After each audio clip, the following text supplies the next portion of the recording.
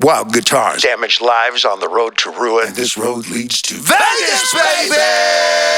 It's gonna be a party, and it's your turn, darling. It couldn't have happened, but it did. Me. David Lee Roth, Double Trouble Guitars. Diamond Dave, the boss of Big Town, and I'm bringing the big sound in the big town the way it sounds on the record. High def 4K for your booty. Brains burning, butts twerking. Every classic Van Halen tune, and we're putting the boom in the room. Only thing missing now is you. January, spring break 2020. Yo! Vegas, baby! The Roth Show, brought to you by Ink, the original. Las Vegas is the epicenter of modern show business today. What you're used to in the local theaters and drive-ins adjacent is 10-hour bus rides and people trying to accommodate sound checks in drafty basketball halls in 4 hours.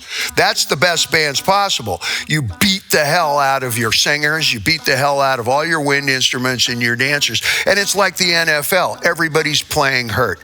Half of your crew is taking pain pills, and the other half actually have a prescription for those pain pills. And I'm talking about everybody from the country acts, the blues, urban, hip-hop, rock and roll. You're playing games like doing the old Gene Krupa bands, 19 nights in a row, that kind of a thing. When you come to Las Vegas, everybody starts at the all-you-can-eat Elvis buffet first thing in the morning, whatever it is that gets your engine humming. If you eat gluten-free, Spanish-speaking, vegetarian kale that was slave-free, and you only eat organic coffee with a little peace symbol on the top that is only soy latte milk, you can get that in Las Vegas at 6 in the morning. I come from a vinyl record collection background that started with Motown before the Beatles, all the way up through rock and roll and every kind of country. Jazz is my forte, all right? So I know every single note. I know every little scrape of a chair on a live album. I know every wrong note, every sour note, and everybody from Miles Davis to Paul McCartney, from Metallica to me. And when I go to a show, I'm a crybaby, whiny-ass little dick. I want everything perfect. I want it better than perfect. I want boom in the room. I want my ass getting bumps when the bass man thumps appropriately. I want visual. Bring me a new haircut, pair of shoes, and I'm going to grade unflinchingly, all right? Like a New York City film critic. Hard, baby. That's one of my inner children. And Las Vegas delivers. I'm a Gaga fan. I'm a Bruno Mars fan. I'm a Metallica fan. I love Journey. I'm going to go see Aerosmith. I love the UFC. My whole life is mixed martial arts, and it's all really better there. And I'm telling you, as a complainy, crybaby, whiny ass, as a fan, I'm a fan. But the fans who are truly fans complain all the time. I'm a troll. It keeps the bar nice and high. And when you come, you know what the biggest difference is? You can see eyebrows. Eyebrows. When was the last time you went to a Springsteen gig and saw eyebrows? I went to a Springsteen gig. I've been to 4 or 5 of them at a stadium with my father. It turns out I was watching the wrong guy for 2 hours. I was watching the guitar tech. I didn't know it wasn't Bruce. They're all wearing black. You got to watch the screen. Well, the holograms are better in Vegas because holograms cost a lot of freaking money, and Vegas brings it for that. All right? And the classics come in there because the room is tuned for a classic acoustic kind of sound. When you have somebody like Santana, he's depending not entirely on a sound system because the size of the room accommodates congas, which is where those rooms and those instruments were perfected. There is nowhere in Cuba that is 25,000 people big that they've perfected their sound the way Metallica did in arenas, the way Van Halen did in arenas. Those instruments, guitars that were written and perfected and composed upon where there was almost no metal sound. You're on a beach. You're somewhere out in the country. The most metallic sound you might hear is the bell around the neck of an ox. Seriously. When you hear Brazilian music, that's music, the classic samba that's written in places where barely will you ever hear an engine. David Lee Roth. On a hellbound train. Vegas, baby! Noisy little town on a Saturday night. And every other night of the week, too. Every night is opening night. It's a Vegas thing. Diamond Day. Sin City. Moby Dick in a Goldfish bowl. Makes perfect sense. In Vegas, baby! Classic. If you can't bring it in a pair of jeans and a white t-shirt under one bulb on a string, then you can't bring it. If you can, well, then you got a good, strong, sturdy tree, and now we can bring the tinsel. And whatever it is that it is, whether you're spinning batons or, flipping, juggling or whatever, Cirque du Soleil style, 40 Shades of Dave, I'm the smile that has launched 1,000 hips. Okay, now you tell me. I'll tell you, let me share with you. Here's the difference between a sex symbol and a sex object. I'm not good looking. Who's a good looking sex object? Think of somebody who's a great Halsey. She's a sex object. She's great looking. I, as a symbol, make you feel good. I make the girls feel sexy. They don't care about me when the show finishes, but you tell me how valuable that is. Okay? I make you feel young and skinny and invincible, and I make every woman in there feel desirable. I've been doing and dependably, okay? And hey, I've been in 3 good car accidents as a passenger, and the first thing I said when I woke up was, "How are you?" That is built into everything I do as an MC. And I started getting myself ready like a boxer or a ballerina or a tap dancer, and I'm kind of a combination of all of it. I'm dependent on my body completely, 100% my rig. And I started getting that ready on my birthday last October. That being the case, it's not all cupcakes, tinsel, and glamour. There's a lot of characters on the Hair Nation channel, Sirius XM, that's perhaps a bit closer to wrestling. It's about character and pathological. Here's one guy who's always mean. Here's another guy who's always happy. That kind of it's called pathological characters. Van Halen, we did our 10,000 hours before we made even our first record. We were the result of really unsmiling, unfriendly European music teachers. And when we brought it together, we brought craft. Thousands and thousands of hours is working together as a team and working together as individual. And that's where our spirit and our drive, and maybe some of our arrogance came from. And we approached it like a South Pacific rugby team, or the way the American female soccer team did. You dig? We brought it the way people at the MGM Grand Garden bring it when they go, "Let's get ready." And that kind of an attitude comes into it. All right. So I put together a double guitar, 3 guitars approach, because we're not making any effort to replicate Van Halen live. That's guitar, bass, drums, Eddie. Wonderful. No, this is the album.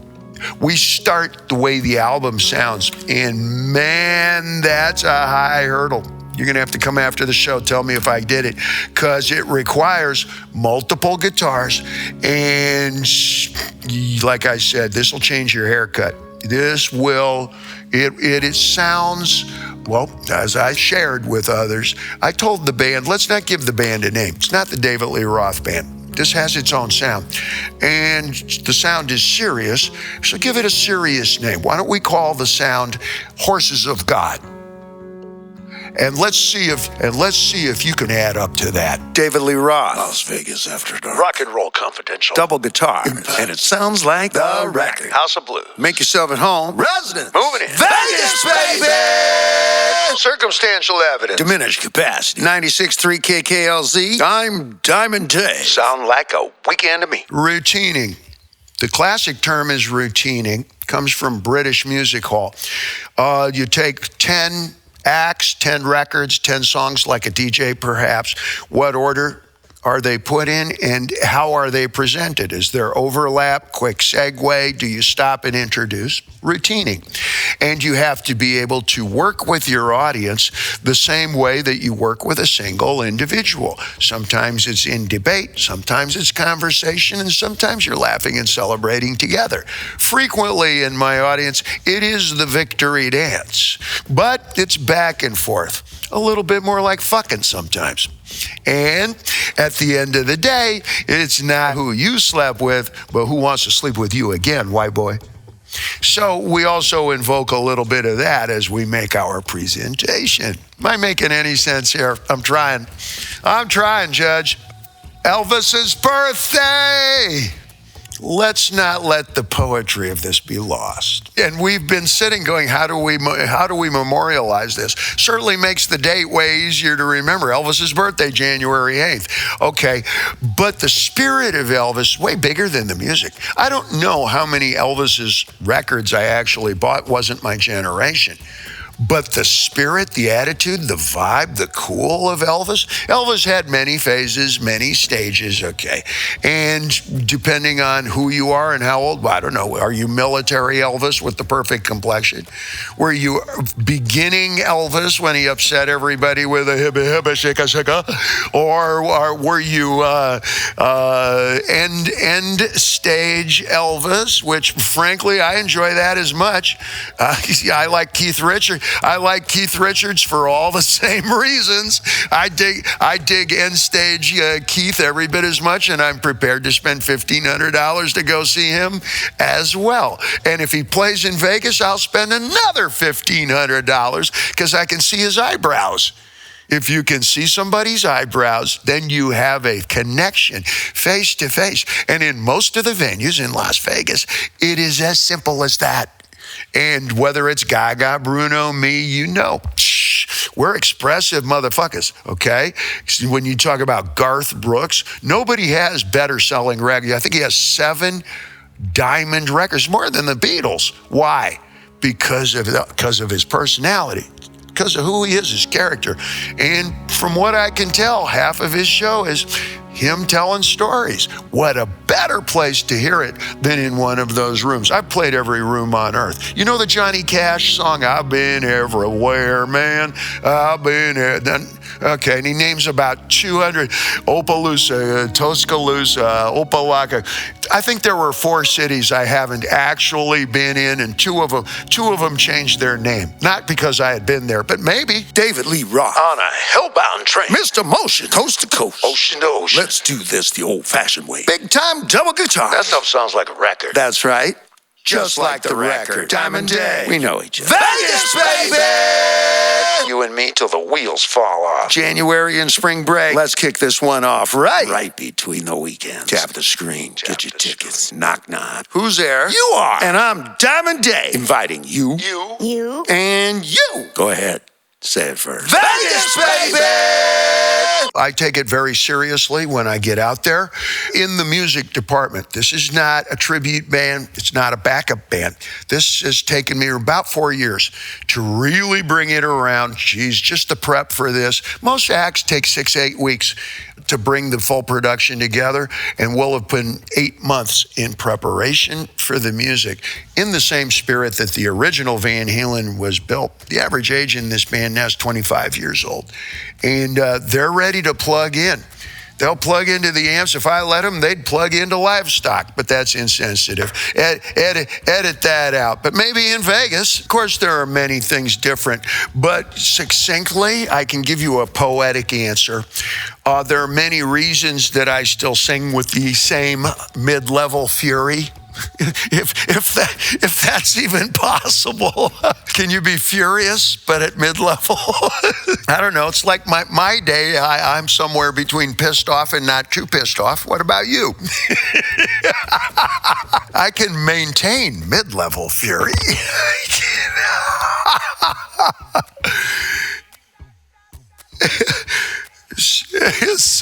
But what shall we cultivate it? Poetically, all right. I knew David Bowie. I'm going to drop a name. We shared strong drink on more than several occasions. And early 90s, 91 maybe, 93, somewhere in there, I was in a studio in New York. Phone call come through. Says, Bowie's on the phone. Let's talk to you. Hey, Dave, how are you? Good, David. He says, you want me to do it with the accent? I'll do it with but it's a serious story. He says to me, David, I'm kind of in a quandary. He says, and I'm being serious. He says, I'm going to tell you something. Tell me what you think, because I think you'd be one of the few people could really understand what I'm about to tell you. And I took it serious. And I said, yeah, talk to me. He said, I bought furniture. And his life in music was never the same from that point.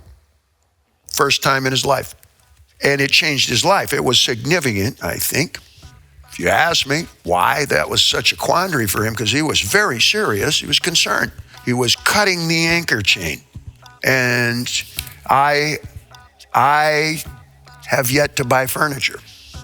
It's symbolic. He had never put down an anchor, not romantically, not spiritually, not morally or musically, anywhere.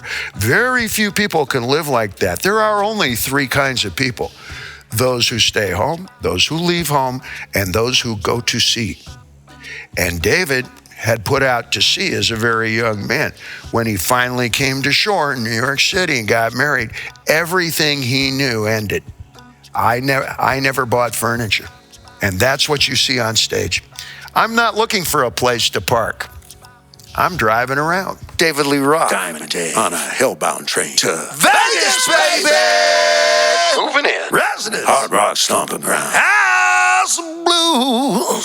Sound like a night to remember. Or a weekend. Ashes to ashes and back to Vegas. Happy hour. 6 to 10 every morning. David Lee for AD. Come see about me. Journey to the mountain. Right at the juncture when family was turning into, I'll qualify it as MTV. Las Vegas was nowhere near as colorful and modern, sexy, young. It was family oriented and, circus kind of an approach, not adult at all.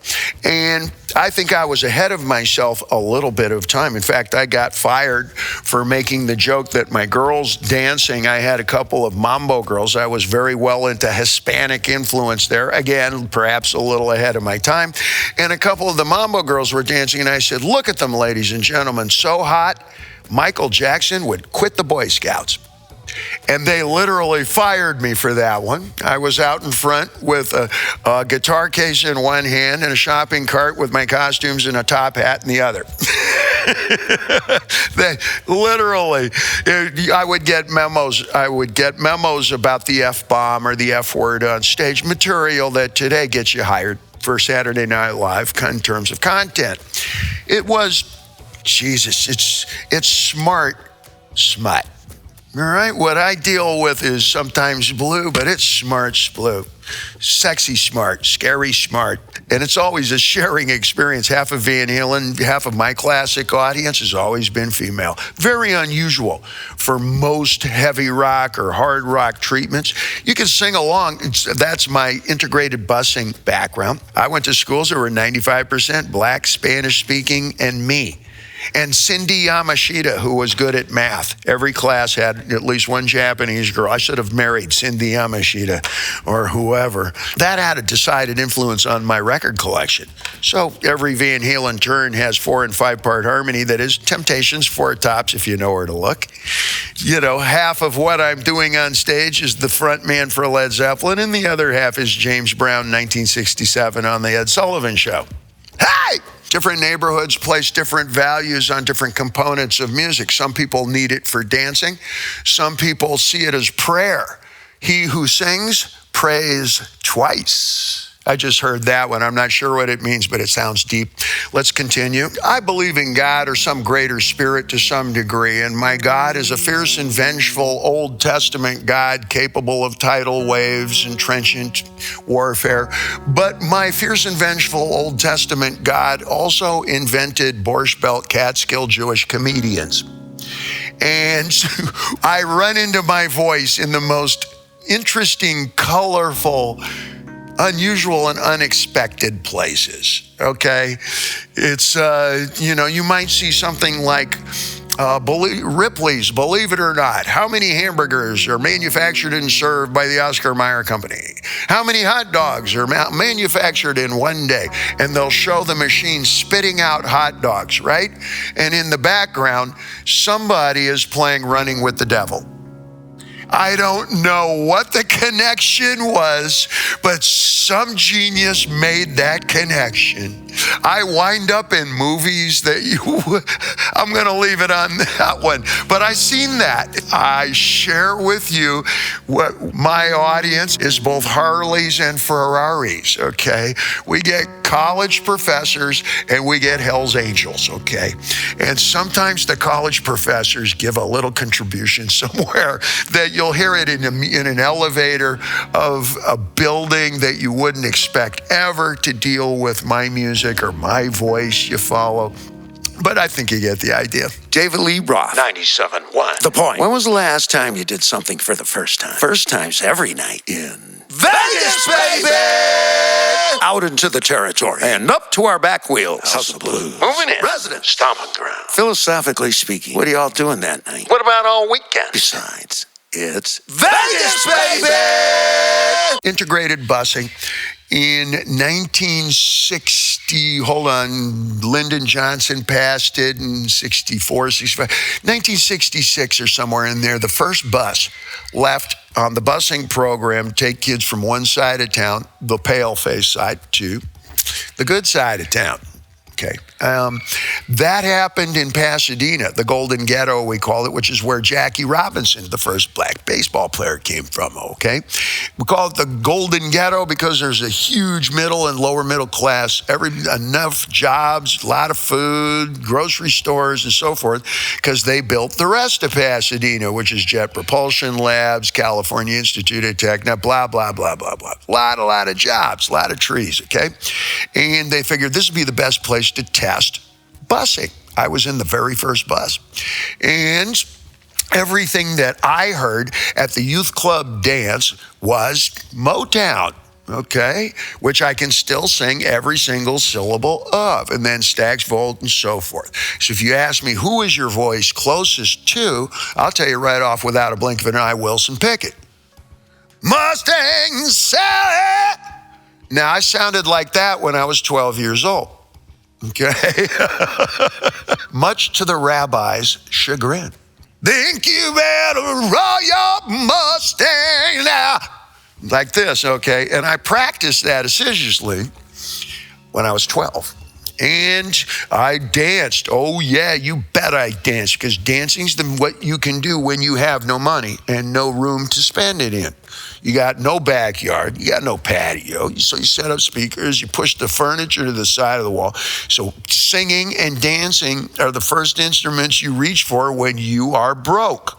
Poor is a state of mind. Broke is what most Altadena was at my age. So we sung and danced like crazy.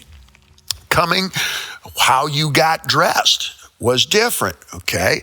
Don't take no ghost to come from the grave. Share that with you. Turn on BET, watch Hip Hop Channel, etc. There's a lot of flair, and if all you can afford is a pair of jeans, well, then you learn how to empty a full can of spray starch, get that razor crease, drop them low. You know, I'm doing a little Wayne here, but you can customize them even if you're in lockdown at Folsom. Come on, you can customize your jeans. Get them 4 sizes too big. Tighten them up with a 3-size small belt. Just button the top of your razor crease prison issue blue denims at the top. Leave the rest unbuttoned. Órale ese. I say con respeto. Okay? And now you look like a suareño or norteño. And you can, even if you have nothing, you can customize it, okay? And that is kind of how I was dressing when I would go over to the Van Halen side of high school. Pasadena High School looked like Ridgemont High. Think of Jeff Spicoli and everybody from Bill and Ted's Excellent Adventure, I say with respect, okay? Pendletons tied around the waist, his hair parted in the middle, boxer shorts, desert boots. Every sentence starts with dude, bro, whoa, okay? And I speak tribe perfectly on both sides of the coin.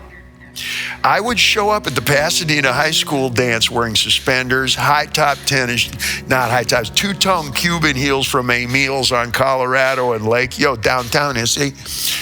Orlando Chavez and the Gomez brothers in the 48 bomb that we would have to push to get started. No shit, so always park that thing. I told you, park that thing on a hill, S.A. Oh, fuck. Where'd you park all you? And we would have to park 6-8 blocks away from everything because we couldn't find a hill, loco. And we come in, and I would show up in the Van Halens, would look, and they would say, look, he sparkles like a diamond. It's Diamond Dave. And there was friction early because I was starting my rock bands when I was 16, 17 years old. But I was dressing way downtown, S.A. Okay, all right. So now when you see a lot of those moves, even when you look at the commercial and stuff, and you start to think, okay, that's a little more Superfly than Led Zeppelin. Yeah. Acurado, loco. That's true because that was the neighborhood that comes in here. Also, martial arts. We have a huge Asian community here that came out of Santa Anita Racetrack, which, yeah, that was a camp during World War II. We had 40,000 Asians. As soon as they opened up that camp, nobody moves far if you got an empty pocket. So we got all kinds of Japanese and Chinese and Korean. We had the first Japanese restaurants here.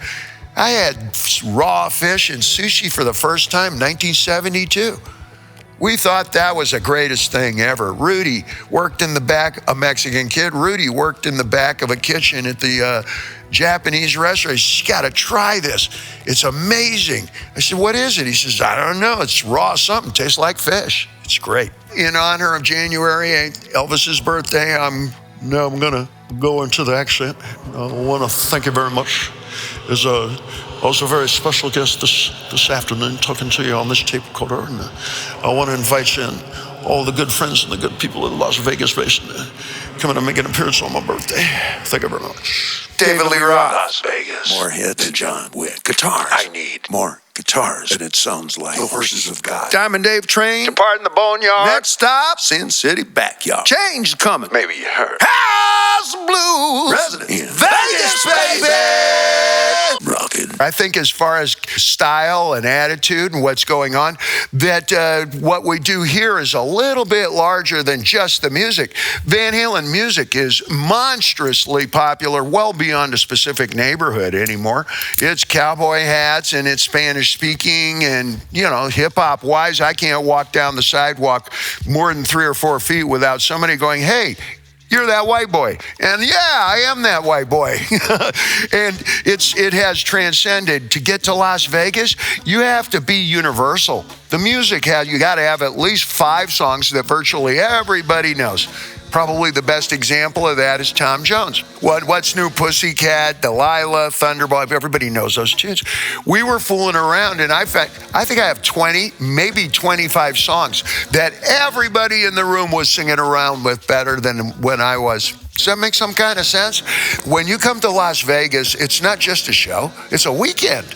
It's 3 days. It's 4 days if you include the airport and recovery. And, you know, some people have to make bail. That's 5 days. That's a big weekend. Starts with the all-you-can-eat Elvis buffet. That's how you're going to balance out the price of the tickets to the Cirque du Soleil.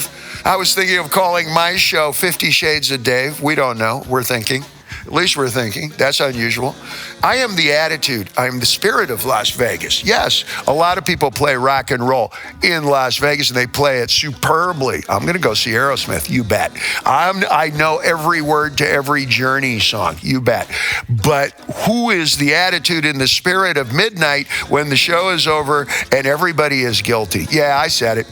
Oh, you know, it's great that Ozzy Osbourne is the Prince of Darkness. I am the Duke of Larceny, and that begins at midnight. So, 1973, somewhere in that area, that follow-up summer, Bob Marley came to the United States for the first time. Nobody knew what reggae was. Nobody had any idea what reggae was. And all we knew is that was one of the most coolest looking haircuts we'd ever seen. That he was, the music was spectacular.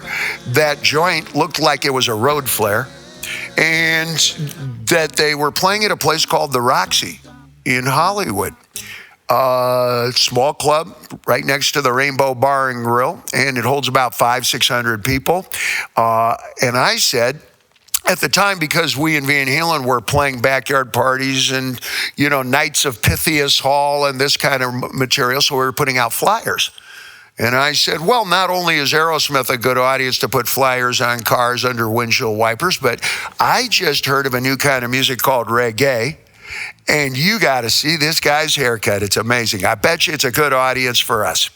And I took a bunch of flyers that I printed up at Kinko's and my gaffer tape under. I had a special raincoat that was 4 sizes too big so I could put the gaffer tape like bracelets on my wrists and hide it under the raincoats because it was a misdemeanor to put up flyers. And I went down to the Roxy and I was baffled. Everybody seemed to know about it. I was a kid. I was baffled. Bob Dylan was there.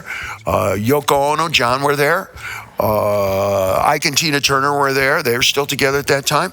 And they were all in that audience. And somebody, the gods, smiled upon me. That back door, there's only one back door there on the side. They left the back door open. And I stood there and it started to rain. And I stood there and I listened to the entire first Bob Marley in the United States concerts with everybody else. I could hear it better than they could. I was closer to the stage than they were. And it made quite an impression on terms of this is international presence. There is no haircut, and I say it funny, but it's not funny, but it is, but it isn't. There is no haircut more international than dreadlocks. There is no music, not even rock and roll, that is more international than reggae. Reggae is what we listen to after the Metallica show. I've been on the bus, trust me. David Lee Roth. You and me, baby. Smile that's launched 1,000 hits. Sirius XM. Classic. I was a composite of British music hall in a way coming out of the 60s and 70s that sometimes folks are not apparently aware. We don't always pop the hood and show you the engine. We just drive and have ourselves a time, okay? But Van Halen was easily a super composite of Queen, Zepp, Who, Bowie. I can keep going here. And these were folks who were schooled in classic music hall. What routineng? What does it mean? What do you wear on stage? What do you say in between the songs? What do you do while you're playing the songs? What don't you do? This is quintessentially way more European than American blues. However, if you ask me, what about your voice? I made no effort to imitate the front man in the Rolling Stones poetically. I spent all of my time in 6th grade imitating 75-year-old dead African-American sharecroppers. And that's why I sound like today. Like this so the House of Blues. Full blast, colorful. I started getting ready. My instrument is me, sort of like somewhere between tap dancing and boxing for a living. We are entirely dependent upon ourself, our rig, as our instrument. Learning to play a guitar or piano takes easily as long, but dare I say it, when you have walking pneumonia or anything resembling a hangover, it's way easier to play a piano. Let's keep moving here. So I started getting my instrument ready last October on my birthday, religiously. And now, having reached that, I put together a rock band that represents all of my classics. I am the face of Van Halen at this point in time, and possibly continuing here. So we take that serious. To contrast the Diamond Dave, to contrast all that airborne color, big mile wide smile, you gotta bring it with mixed martial arts style. I said to the band when we recruited, and there are 3 guitar players in there, keyboard, etc., that we're going to make this sound like the Van Halen records, okay? And that takes a lot of craftsmanship. These guys each have their 7,000 to 10,000 hours before they even came to the audition. These are world-class pros, and it took me 2 years to put them together here. And I said, you know what?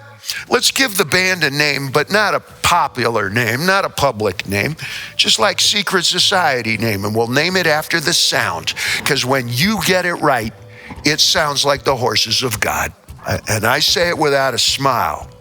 because I take it as seriously as all of you listening to this. How many of you got married to this music? How many of you celebrated the birth of your first kid to this music? How many of you heard this music, went off, signed up for the Marines? How many of you didn't come back? I know a couple of guys who had kids who are now Navy SEALs who have asked, literally, to be buried to Hot for Teacher. Now, I don't know if I should laugh or if I should celebrate, or do I go, hoorah? It's probably all three, but you got to take them all seriously. And that's what's in the undercurrent of music. Craftsmanship and thousands of hours of the no screwing around crew. And you contrast that with color and bombast, and you got something that'll last you 50 years. Woo! David Lee Roth. Bags and a half. Leaving an hour. Ozzy! Sharon! The die is cast. Boneyard train leaving. To Vegas, baby! Rockin'. I have 26, 30 songs that we'll be picking the menu from. In between the songs becomes an apparent part of it as well. All that storytelling, the illuminating. My mom is the sarcasm is one of the many services we offer here, all right? And that comes from my mom. The how are you today comes from my dad. He was a doctor. My mom says she likes the in-between songs better. I said, because of the storytelling? She said, no, because you're not singing. Even that element of humor creeps into it as well. And I have a rock band who doesn't have to learn anything. They grew up playing it. It was exercises in, here's your first guitar lesson. You want to learn rock? This is called You Really Got Me. It comes from 1965. It's in a Mixolydian mode, just like I learned when I was 11. So it becomes in the DNA. You work the corners, polish it up, and it's gone even beyond what my solo work is. I look forward to jamming with a lot of the celebs and the faces that cruise through town, because virtually everybody comes through Las Vegas now. It is the epicenter, the pivot of show business. The best sound, the best lights, the best room, and you get the crew having not 10-hour bus rides and a 4-hour sound check. You get to tune that room the way you tune a guitar. And you know what? You can tune a guitar, but you can't tune a fish. The tuna fish you can get at any one of a million A-plus sushi bars, and they're right around the corner. And that's Las Vegas, baby! The Roth Show, brought to you by Ink, the Original.